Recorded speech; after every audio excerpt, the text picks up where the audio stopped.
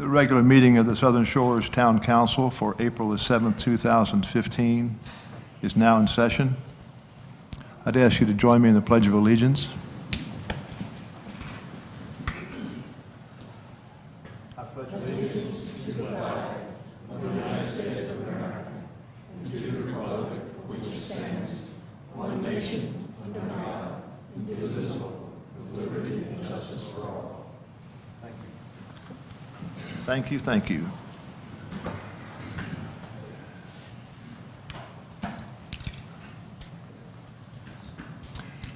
Please join me in a moment of silence.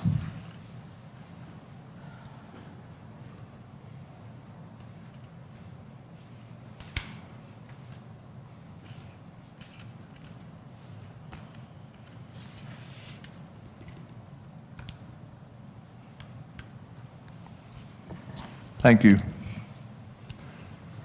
Council, I need a motion to approve tonight's agenda. So moved. Second. Any discussion at all? All in favor? Aye. Aye. Thank you. Need a motion at this time, Council, to, I'm sorry, back it up. Time for general public comment. Do we have, good. Thank you, Sheila.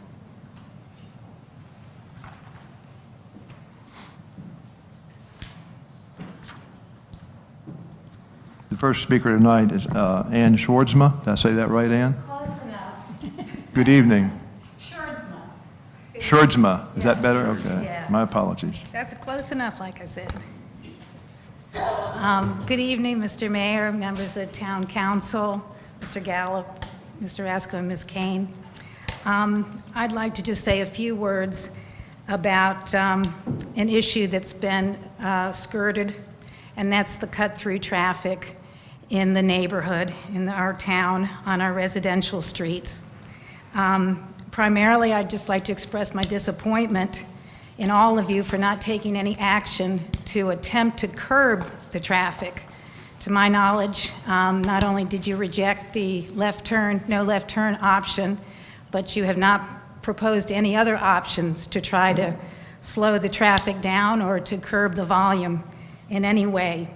I am disappointed, and I feel a bit betrayed by the workshop that was held last October. It held a lot of promise. People turned out for it, took seriously your interest in their comments, and then 3 months later, it was dismissed as if it didn't even occur, as if we had wasted our time and spent taxpayer money for a mediator who didn't have any mediating to do.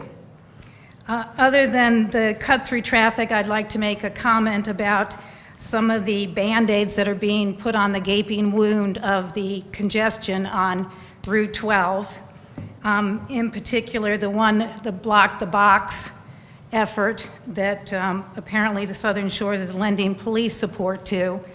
From my understanding is that officers will be remaining in their vehicles and instructing those people who illegally block the intersection to turn around and go back west on 158. If that is the case, then you are just exacerbating the problem in Southern Shores, because those people will jump the line on Highway 12 and turn right on Juniper Trail or Dogwood Trail and get to Corolla faster than the rest of the people on the road. I have heard from Malcolm Fearing and also from Commissioner Shea that there's going to be a public meeting about traffic in Dare County, and I understood the location for the meeting to be in Southern Shores. But I haven't heard anything about that, and I would appreciate an update from you, Mr. Mayor, or Mr. Rasko, on the status of that meeting. I'd like to see some publicity if it's going to take place before the season starts. Besides that, I'd like to lend my support to any effort to either minimize or prevent clear cutting on lots. And I'd appreciate it in the future if you held a retreat that you would show us some consideration and not hold it when there's dangerous ice on the roads and on sidewalks and parking lots, so that some of us can't attend. Thank you, Ann. Hal Denny?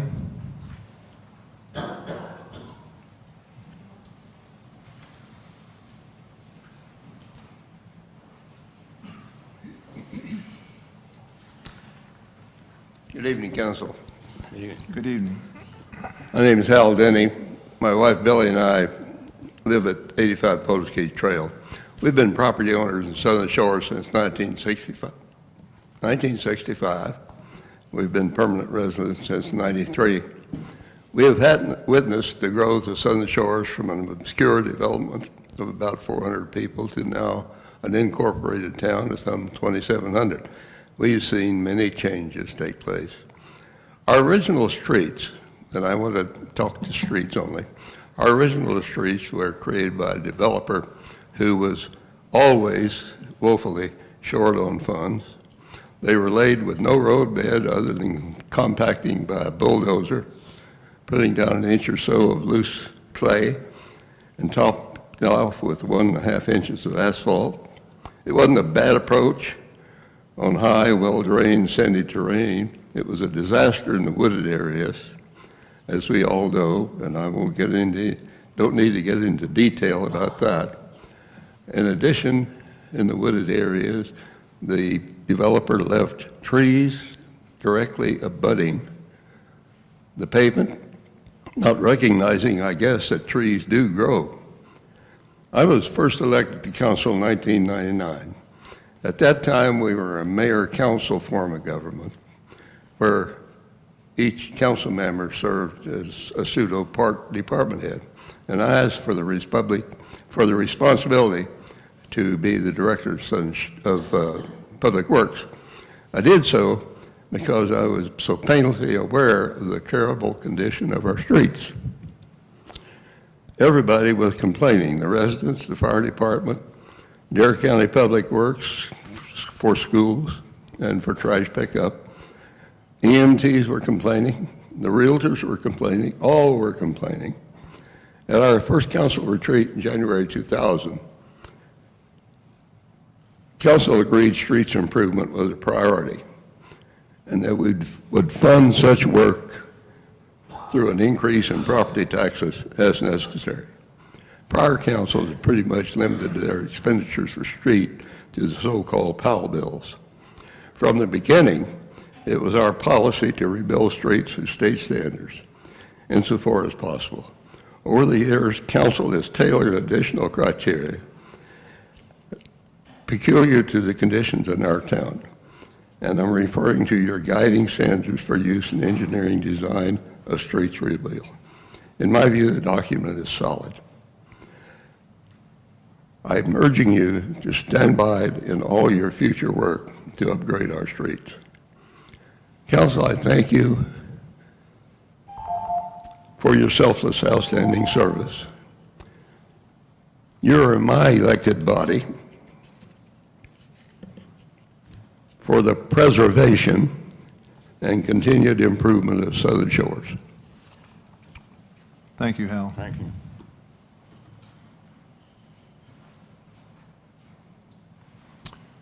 Joe Van Giesen. Good evening, Joe. Good evening. I'm Joe Van Giesen, 228 North Dogwood Trail. Two issues. One is, I know there's a capital improvement committee meeting coming up this week, and I know they're going to be considering solidifying the ranking of the road rebuild projects or road repair projects. And through discussions I've had with the town manager and Public Works Department director and the town engineer, I understand the methodology for estimating the cost of the roads that was used in the past. And I would just like to encourage that methodology be improved upon, become more comprehensive, so that when the budget estimates are available for inclusion in the budget, the road construction estimates are available for inclusion in the budget, that they are based on a definition of the type of construction that would be entailed or employed. Right now, they're not. You can't look at last year's budget and tell what kind of construction was going to be performed. Obviously, there was a big gap between what was the basis of the estimate for some of the projects and what was actually done. I'd like to see that change for this year so that when an estimate is used as a basis for a budget, that it is properly described in terms of scope and the type of construction. Second thing I wanted to mention is that I know that the Planning Committee will be reviewing a proposed ordinance for vegetation management and prevention of clear cutting. And I advocate that that be taken seriously. In the retreat in February, the discussion by the council on that particular topic was uninformed and not very comprehensive. I would like to see that if this ordinance is recommended to the council, that they be better prepared to understand the issue, understand the history of ordinance and ordinance implementation in adjoining towns and nearby towns, so that a decision can be an informed one. Thank you. Thank you. At this time, I'll close public comment.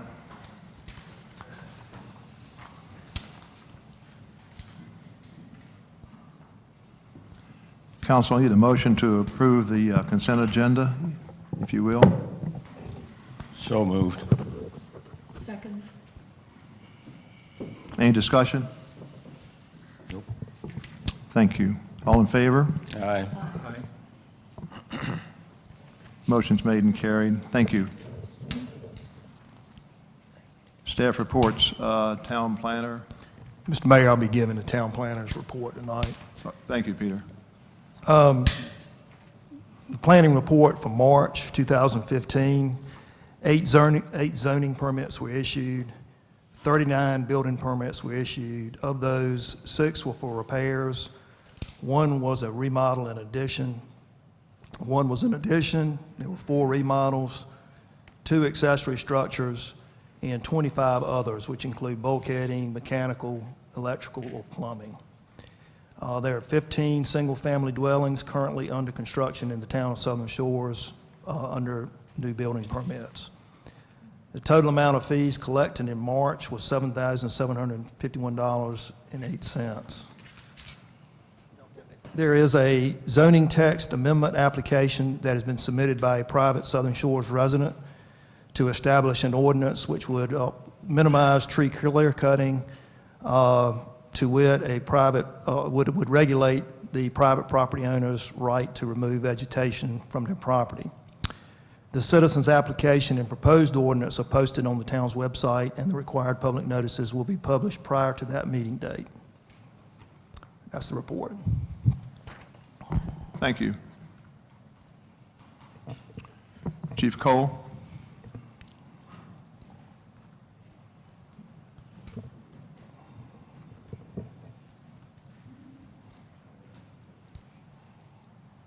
Good evening.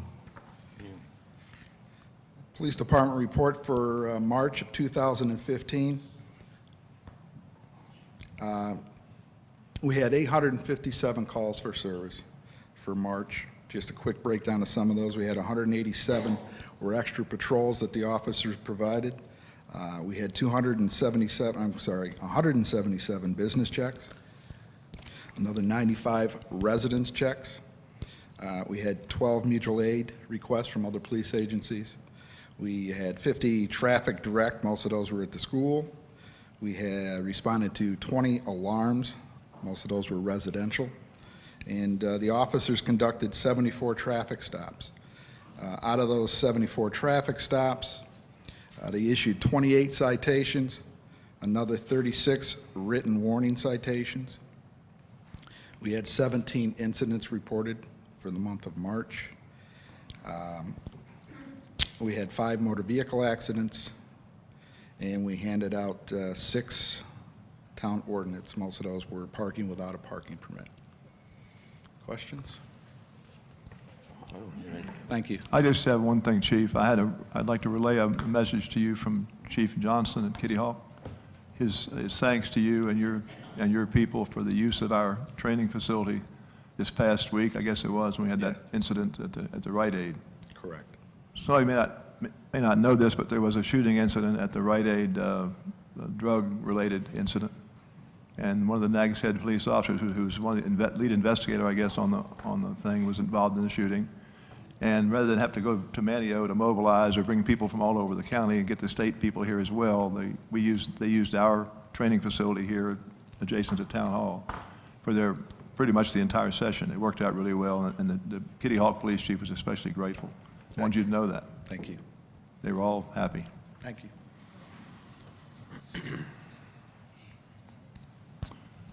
Chief Limbacher, our fire chief.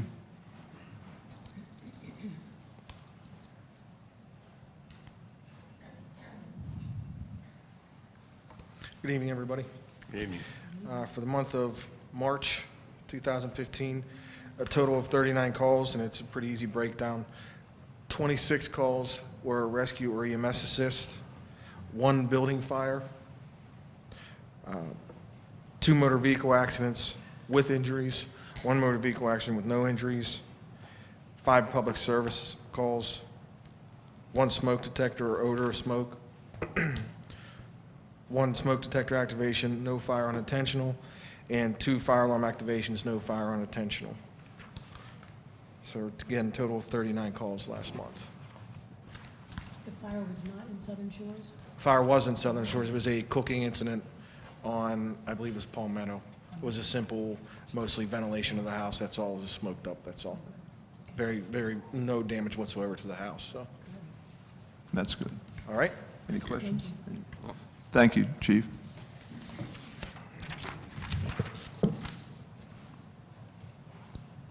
At this time, I'd like to introduce Lee Nettles, our Outer Banks Vista Bureau Executive Director, and also with him, Tim Cafferty, who's the chair of the Outer Banks Tourist Board. Gentlemen? Sir, good evening. I'll start it off. Good to see you all. Mayor Bennett and Council, thank you for having us here tonight. And appreciate you honoring my request as chairman of the board to do a stewardship report. It's been quite some time since the Tourism Board came and saw our stakeholders, and so Mr. Nettles and I have the Lee and Tim Show, we're affectionately calling it. We're going to each township, going to the county, and going to each of the professional organizations which make up the Tourism Board to let you know what we're off to over there. And so I think it's interesting to note, and I'll invite you all as well, we have a Tourism Board each month on the 4th Thursday of the month. This month, we happen to be very close by. We're going to be at the Ocean Boulevard Restaurant this month in deference to our Restaurant Association, and Mr. Donnie King is going to host us there. And so the meeting will be at 9 o'clock on that morning. So welcome, visitors always welcome to our meetings. I am actually the 25th chairman of the Tourism Board, which is mind-boggling for those of us who have been around that long. I didn't wear glasses back at that time, but I do remember clearly, and I'm awed at times by the enabling legislation that put this organization together. And so it really is a model, a symbiotic relationship, if you will, between the professional community and the townships as well. And you know, the wisdom was incredible. So as we get going here on our, I think it works. This is the makeup of our board.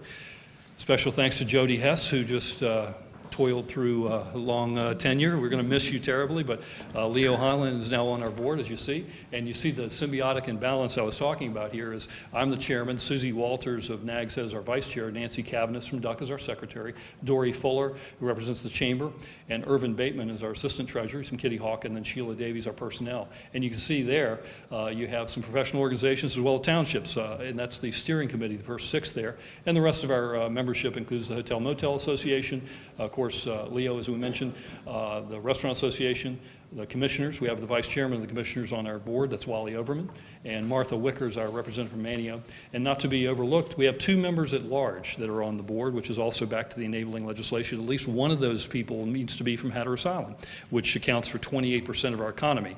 And so we feel that's important. In this particular year, we have 2 people from Hatteras Island. Not only do we have Natalie Cavanaugh, who's a business owner in Frisco, but we have Ernie Foster, who's somewhat of a legendary fisherman, and he brings a unique perspective to the board as well. So we do have that balance there.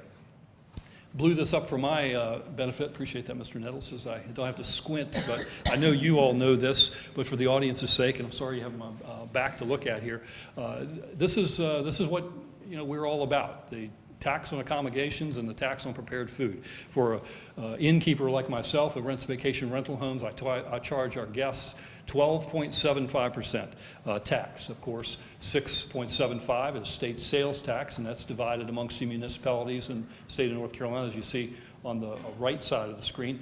And on the left side is the occupancy tax, which has come under some discussion lately. This is how it's split up. 3% of that goes to Dare County and split amongst the municipalities. We have 2% of that tax, which goes directly towards beach nourishment. You remember a couple of years ago, it was 1%, and we came back to the board, we being the industry and so on, and said, please tax us so we can have a better fund for beach nourishment. So actually 2% of that 6% goes towards beach nourishment. And finally, just 1% goes towards the promotion budgets, if you will, of the Dare County Tourism Board. And it is a significant promotion aspect as well. You'll hear from Lee in a moment. He's our promoter, our marketer, but also you see things and evidence of our work there, things like the physical improvements of our area, the bike paths, walkways, beach accesses, and most recently funding to help Oregon Inlet become clear with a $300,000 grant that was given in that aspect. And then on the prepared food, it's 7.75 tax, 6.75 goes to sales tax, and then another 1% to the Dare County Tourism Board, for the promotion and so on in the area. As you look at how this impacts us, what's in it for me kind of a thing, whether a resident of Dare County or in your particular case, we broke it out to a resident of Southern Shores. What does this mean to me? Well, the occupancy tax that ultimately is fed back to the town, as I understand it, Peter may correct me, but the valuation on 1 cent of ad valorem is $126,000. And so if you were to take the occupancy tax out, you would have an additional 7.8% increase on your ad valorem if it weren't for the occupancy tax revenue that's there. So I think that puts it in clear terms there. I also like to think that there's a greater impact than just that. Of course, as we look at the economic impact, last year, 2014 is the last full year. Of course, we have statistics. $414 million in occupancy revenue was generated in Dare County alone. Another $212 million in meals revenue. But when you consider the economic impact of jobs and businesses and so on in this county alone, almost $1 billion in 2013, which is the last time we have all those statistics together. And that ranks number 4 in North Carolina among counties relative to tourism. Only big areas like Charlotte, Mecklenburg, and Greensboro, and Wake County, and those kind of things. And in our area, the little Dare County has 11,750 jobs directly related to tourism. More than 1 out of every 3 people employed in the county directly relate to tourism. And so the revenues that come from Dare County, again, another subject that's come up on the state legislature recently with sales tax and division of that, more than $87 million comes from this county. And if you were to, extrapolate that, again, you can make statistics do a lot of things. We like to think that if we wanted the same quality of life as we enjoy, each resident of this county would be taxed another $2,484 annually to reach those same means. I'm a second-generation vacation rental person. My father was one of the original realtors down here. He moved in 1963, so 52 years I've been here now. And I remember we could not use the T word in my house. Indeed, I have 5 children, and they know as well. We don't use the T word. These folks are not tourists, they are guests. And a guest in the sense that you can invite them, but they do not have to come. And certainly they don't have to come back. And so when I put statistics like this on the board, certainly my children understand, and I hope most folks do as well. As we do kind of look at this again in deference to the victory of Duke last night, we'll look at the dark blue area there at the top where you see the Dare County occupancy over the years. From 2001 to 2014, you see a steady growth in Dare County occupancy of 4.4% last year of the year before. And so those are things we'll look at closely. But if you look at this trend from 2001 to 2014, 89% increase over that time. It's rather mind-boggling. And just since 2006, a 34% increase. Meals also rising, 5.2% increase year over year, and 54% increase in meals revenue over that same time. And the question I always get is, how is business? I was talking to Commissioner Hess today. That's one of the most popular. How's the summer looking? How's things going? And so how's business, particularly in Southern Shores as well? Now, you have a very mature market here, so it's not maybe keeping up with the pace of what I showed previously, but certainly still a great growth that most of us would love to get out of our CDs and bank accounts these days. 2.5% year-over-year growth in occupancy, and your meals growth year-over-year last year, 3.4%. And again, you see the statistics since 2006 of steady growth there as well. You see the county up there on the far top left, if you will. And so that brings us to, how do we do this? How do we get these people there? And I have one of the most capable people in the state of North Carolina right here to my right, and I'll defer to Mr. Nettles for the rest. That would be you. Yes, thank you. Thank you, Tim. Thank you, Tim. Mr. Mayor, council, staff, thank you for having us here tonight. It's good to be able to share this information with you. Tim spoke with you some about Dare County tourism and tourism within Southern Shores even. I'd like to speak with you some about the work of the Outer Banks Visitors Bureau. I'm very proud of the work that we do. Last year, for instance, we drove more than 2 million visits to our website, outerbanks.org. It remains one of the top referrers, if not the top referrer, for many of our travel partners here locally. We distributed 425,000 printed travel guides. Some people would tell you that print is dead. I say no, print is not dead. We come very close to running out of those copies over the course of the year, actually. So it still serves very much of a vital role for a significant number of our travelers. Facebook's where a lot of the action is. Our audience has grown to almost 600,000. In the span of 5 short years, we've grown our Facebook audience from 60,000 to 600,000. You hear about Facebook so much, it kind of seems antiquated. It's hard to remember that they just turned 10 last year. Meanwhile, we also have active audiences within Twitter, Instagram, Pinterest. We have a Tumblr account, YouTube, as you'll see, and we're staying on top of all that. It's an incredibly dynamic industry and environment that we operate within. I'm particularly proud of how we've been able to cultivate our email subscriber list. In a couple of short years, we've now gotten to a point where we have over 460,000 people on our email database. So between Facebook and email alone, we're reaching over 1 million people that have indicated interest in the Outer Banks and said, send me more information. We're communicating with them on a regular basis about all that there is to do here and compelling them to come. So that's very exciting, I believe. And last but certainly not least, we helped more than 115,000 people through our 4 local welcome centers. Meanwhile, as a DMO, a destination marketing organization, we face an extremely competitive and dynamic marketplace, as I said. I read an article the other day, the Priceline Group and Expedia Inc. These are the holding companies for all these, for Expedia, of course, and Priceline, but Hotwire, Trivago, Kayak, these 2 holding companies alone in 2014 spent in excess of $4 billion in advertising. Now you may say that, hey Lee, we don't compete with Expedia. I beg to differ.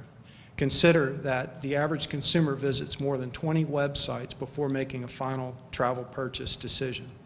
So anytime that somebody's visiting, one of our prospective guests are visiting one of those 20 some odd websites, they're exposed to ads from other destinations and they're potentially being influenced to take their business elsewhere. So we very much do compete in that environment. And as a result, the majority of our ad spending is online. We do, of course, not only face the competition and the frenzy with the OTAs, the online travel agencies and the Expedias and that kind of thing, but of course, there are all these other destinations out there that are vying for our visitors. For example, and to put it in some context for you, Myrtle Beach outspends us 10 to 1. They have a $20 million ad budget, upwards of 20, and we spend around $2 million in advertising annually. So it's very much of a heated market. We do have a secret weapon, however. Our visitors love it here. It's what drives, what fuels that meteoric rise on the social media, and it's also the basis of our advertising campaign, Outer Banks Soul. It just really tries to key in on that deeper connection that people feel for our area.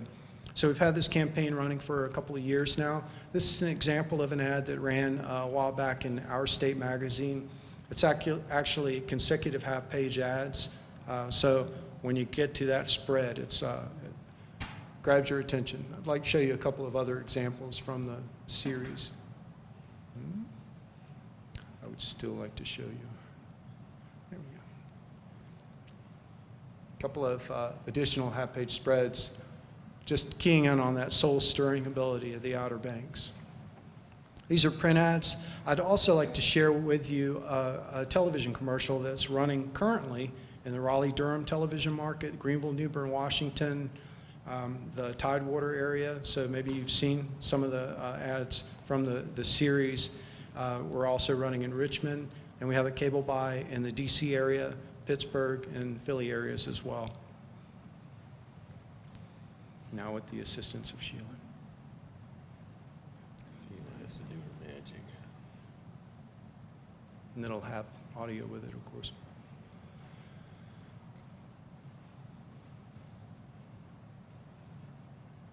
We've always been drawn to open spaces. Explorers sailed for the horizon. Inventors defied gravity to chase the stars. Is it the search that fills our soul, or just the belief that anything is possible?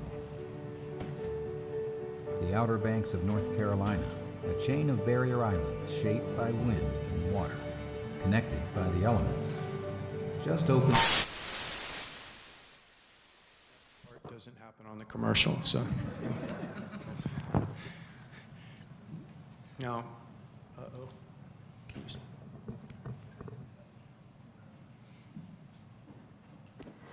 Oops, that's not ours. Beautiful horses, though.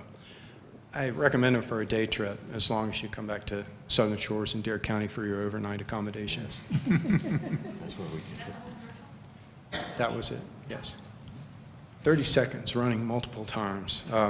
It's actually a campaign with 3 different 30-second units and then a couple of 15-second units as well.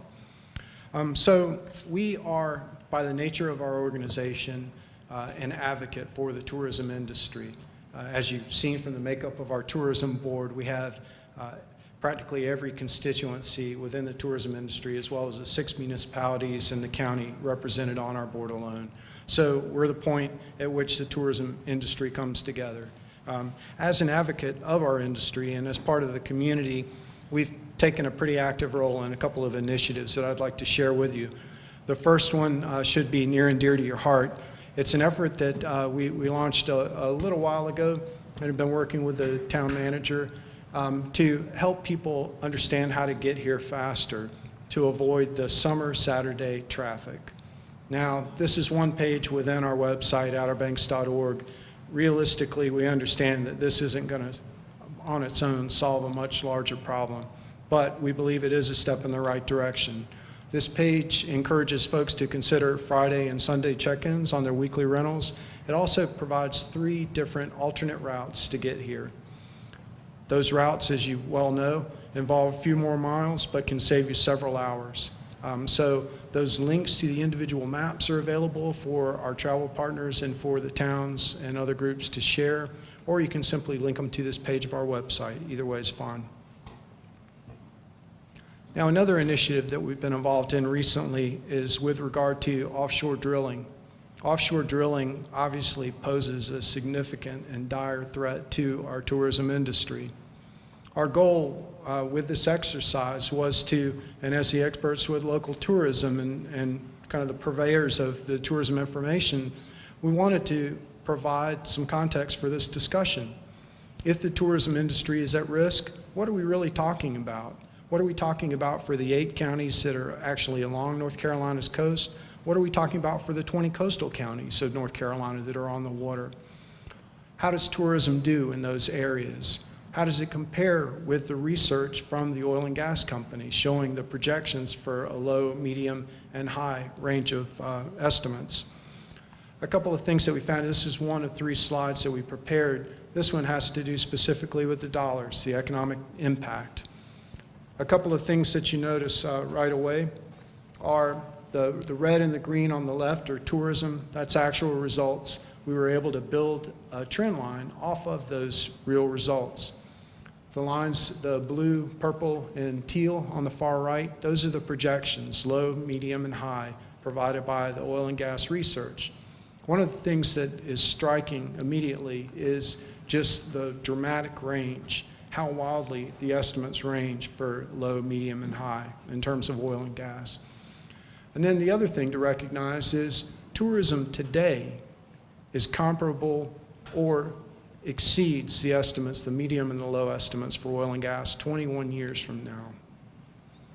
And then finally, looking at those trend lines for tourism, you see that even 21 years from now, we find that tourism is comparable with even the highest estimates for oil and gas. So we felt like, why would you risk a proven industry pursuing one that may or may not materialize but poses a great threat to our way of life and our main economic engine? So those are a couple of initiatives. Finally, I'd like to speak with you, give you a little update on the event site, the Outer Banks event site, or Soundside event site if you prefer. We are nearing completion, but our timeline has shifted back somewhat. We're expected to finish phase 1 on May 25th. That's a little bit later than we had hoped, but in time for a May 31st event that we'll be holding out there. This is phase 1 of a 4-phase plan. The plan was intentionally designed so that each phase stands on its own. It doesn't require a later phase in which to enjoy the full benefit of phase 1, for instance. The areas that are in red, the one to the north is a pavilion, an open-air pavilion. The areas in red are later phases of development, though, so the pavilion would come online later on. But at the end of phase 1, all the stuff that's not in red will be available, so we'll have a much more substantial entrance and exit. We're adding a deceleration lane, a turn lane, a bus drop-off and pickup lane off of the bypass. We'll have 3 event circles with walkways, lighting, landscaping, beautiful views of the Sound. The little crosshatch areas that you see are reinforced turf so that event developers can drive out onto the site, set up their tents, set up for an event, and not have to worry about getting stuck. So I think that we're going to have a very functional and beautiful site for the enjoyment of the entire county. And certainly we've already got some events lined up, not the least of which being the Seafood Festival in October. So with that, I would thank you for your time and for your support. Thank you, Lee. Terrific presentation. Appreciate your time. And yours too, Tim. Good job. Council, any questions? Nope. Thanks again. Thanks again, Lee.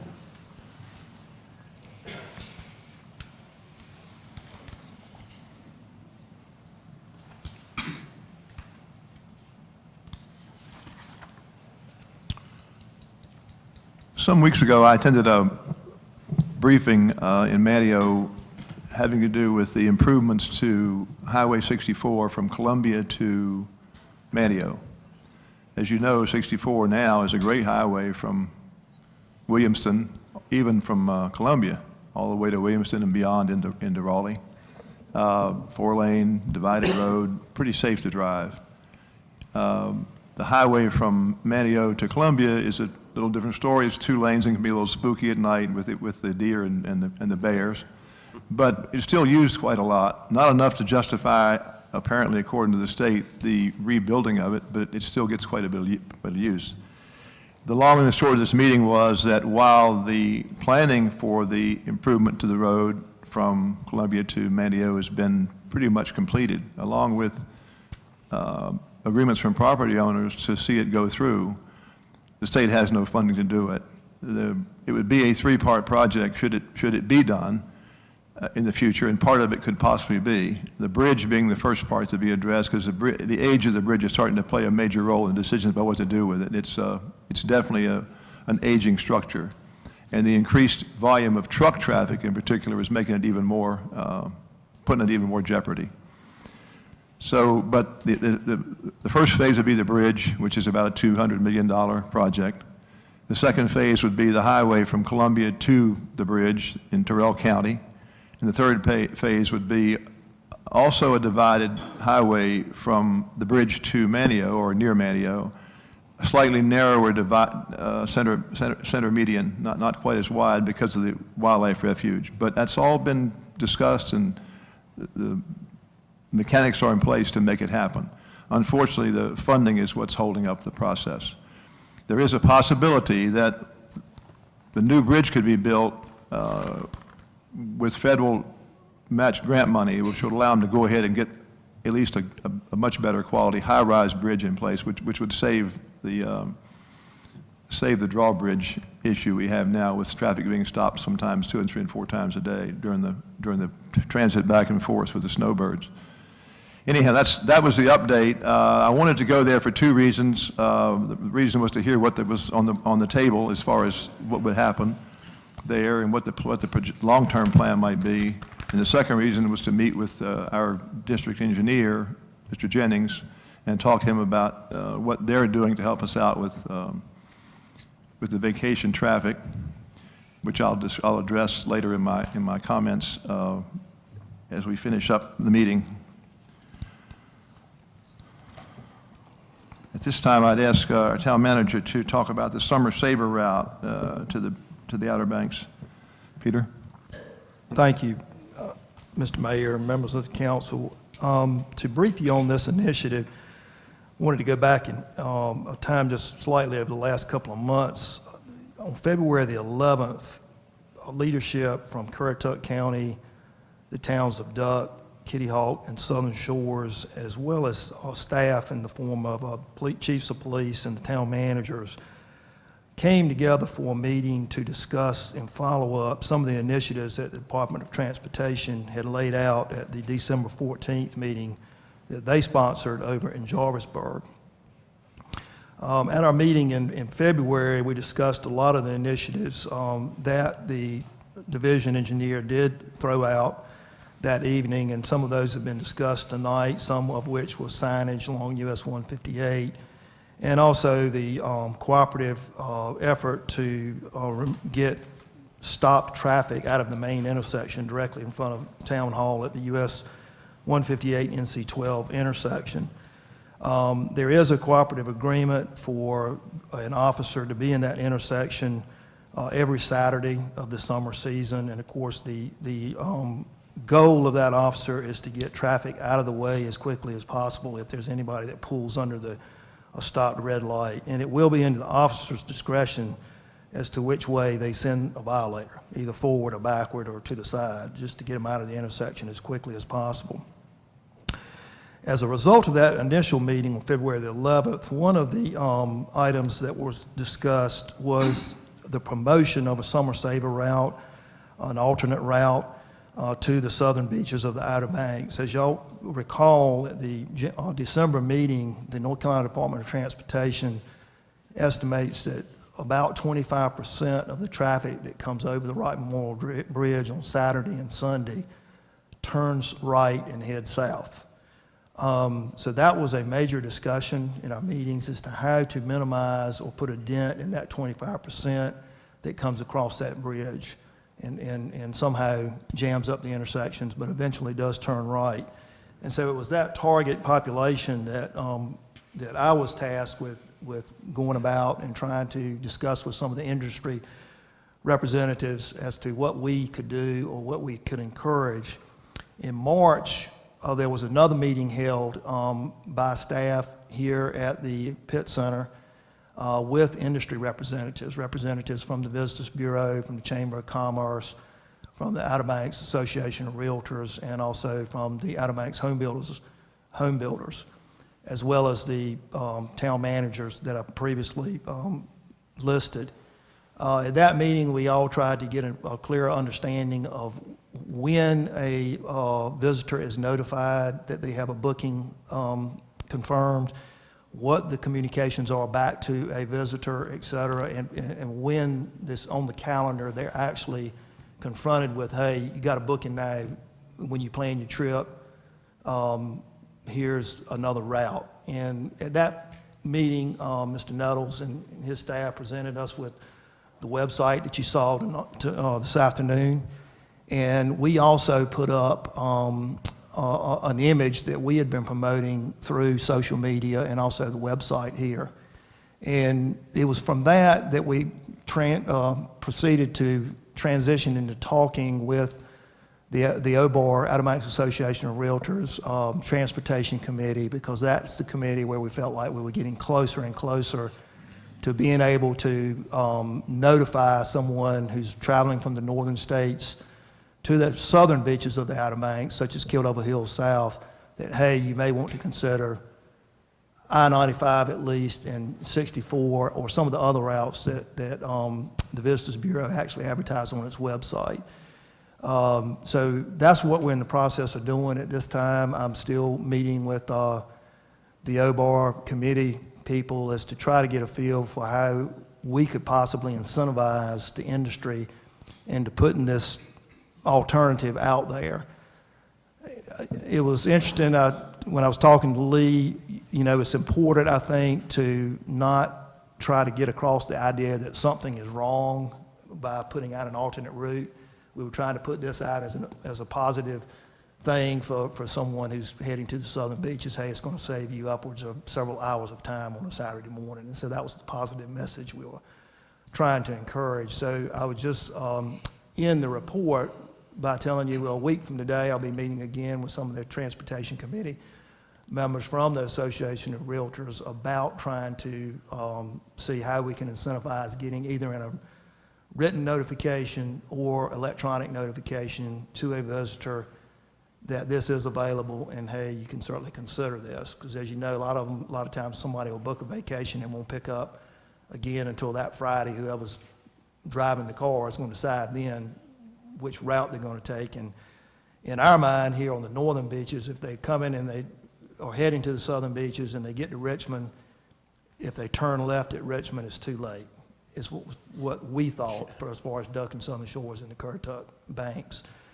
So this is just an idea, and of course Lee's website contains, as he said, 3 different routes which would take into account people coming from the Eastern Shore and those coming from the Hampton Roads area. But this one just shows you that what we're calling the Summer Saver route for someone coming from northern states heading to the southern beaches that we're trying to promote and trying to put a dent in that 25% that are coming across Wright Memorial Bridge and turning right on that Saturday morning and are actually jamming up these intersections.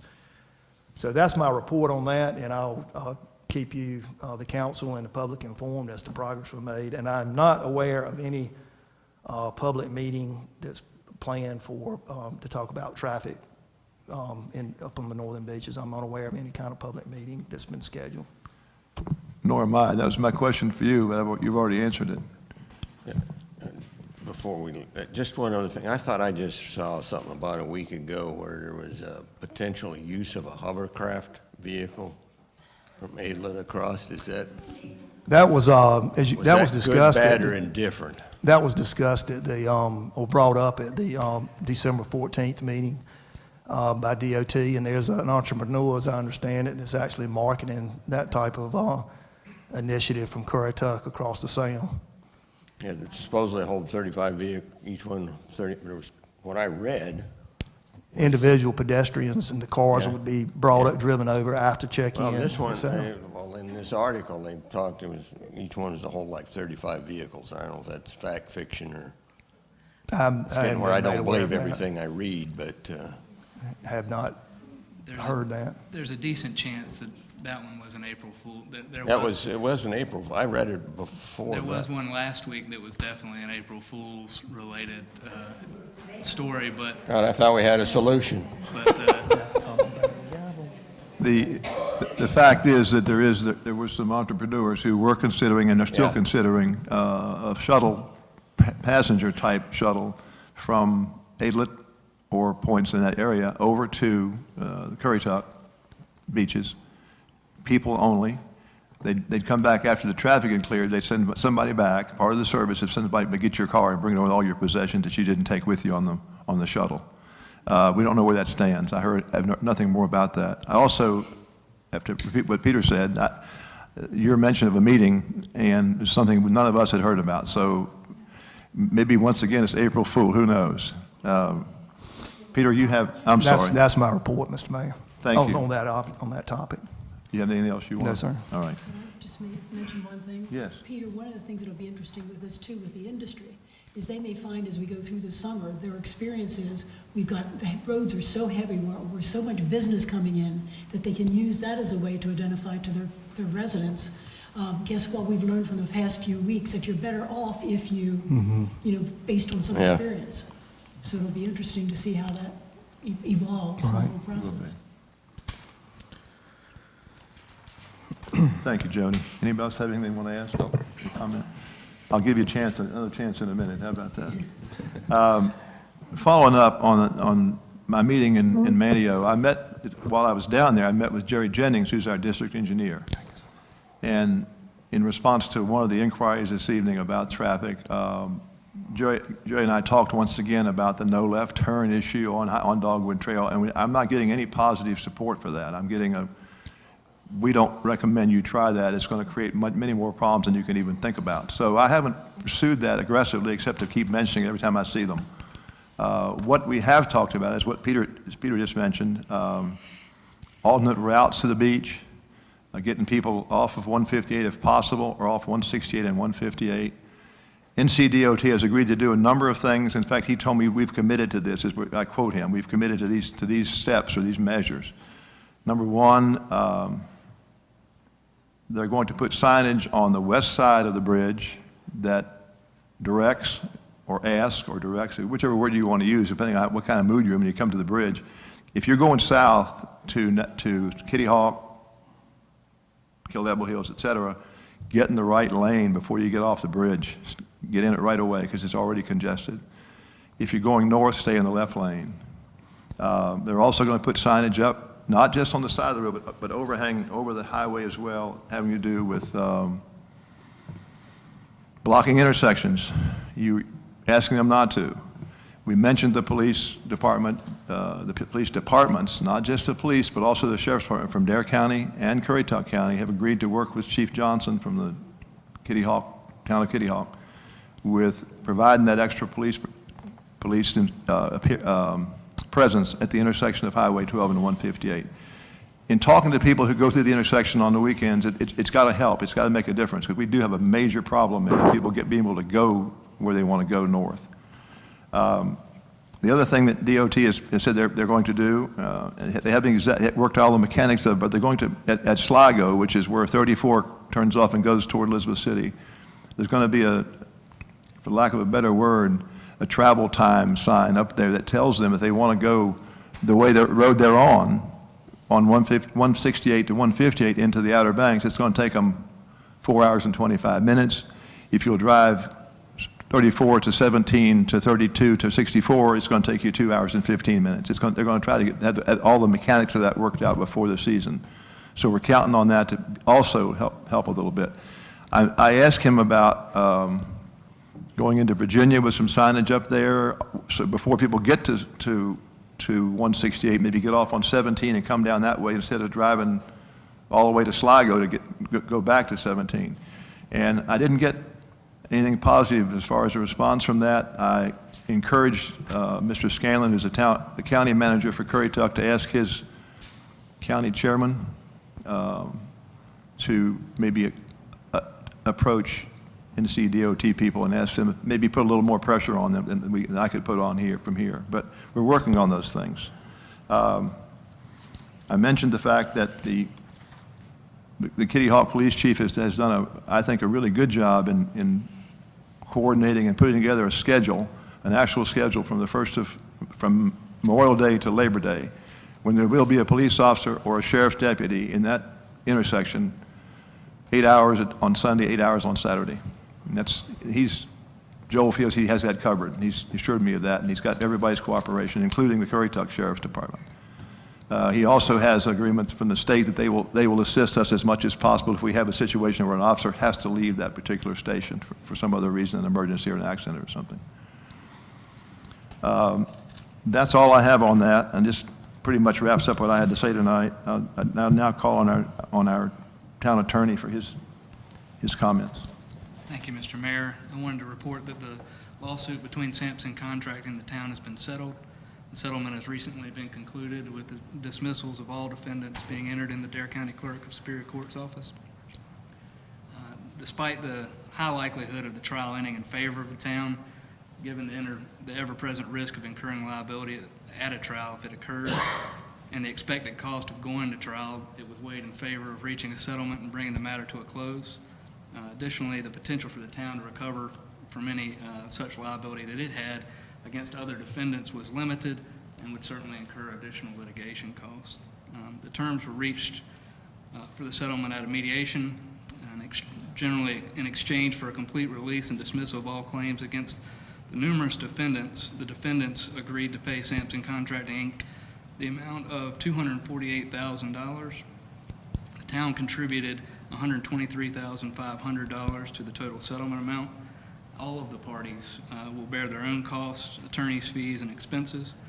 Additionally, in the past, there have been questions regarding the town's paying Mayor Bennett's attorney's fees, expenses, or other liabilities.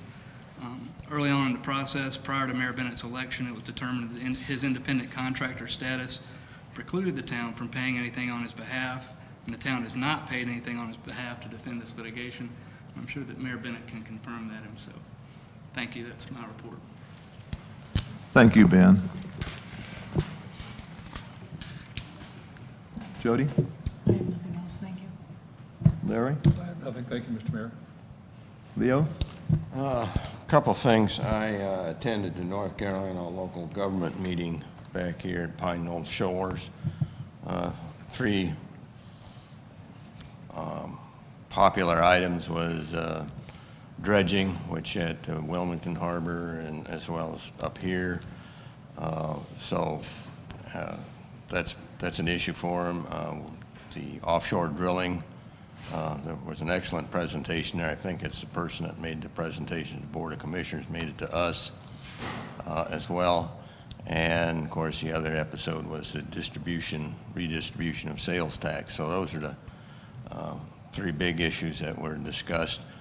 Just one little side note, the city of Havelock are in that particular area because they're dependent on Cherry Point to help them out when they have emergencies out in the water.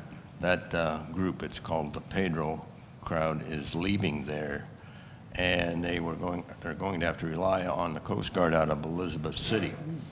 So they've got a little bit of a challenge because it could be at least an hour or more for them to get a helicopter from Elizabeth City down there. So that was one of their big concerns. So that was the one I had. And then I also left in front of each of you a Visitors Bureau newsletter. Right. And there's some extra ones I left there for you, Sheila, so you can have in the town hall. It was very well done, guys. I got a lot of information out of it. And there were some of the statistics that you mentioned there, Tim, were in there. So, and the other thing is I will not be here at the May meeting. I'll be in the Midwest attending a niece's wedding. And that's all I have. Thank you, Leo. Appreciate that. At this time, we'll be going into closed session to discuss, in pursuant to North Carolina General Statute 143-318-11A, to consider proposed draft closed session minutes which are privileged or confidential pursuant to North Carolina General Statutes 143-318-10, subpara E. We'll take about a 5-minute recess and then come back for closed session. Yes?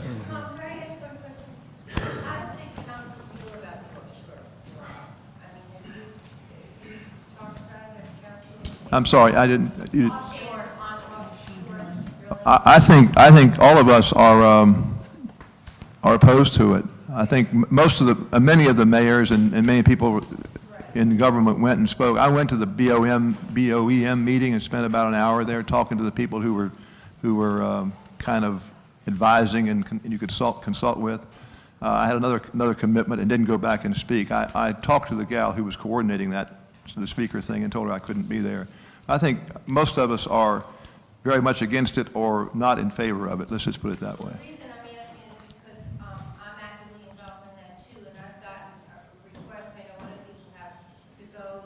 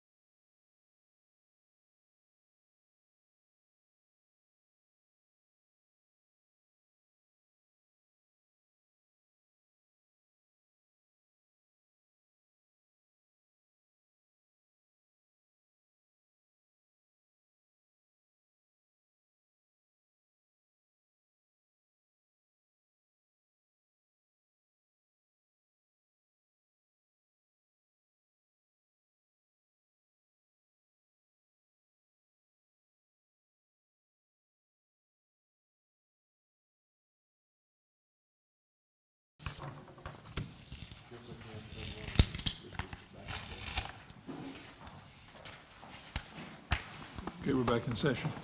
Council, the regularly scheduled meeting of April 7th, 2015 is now back in session.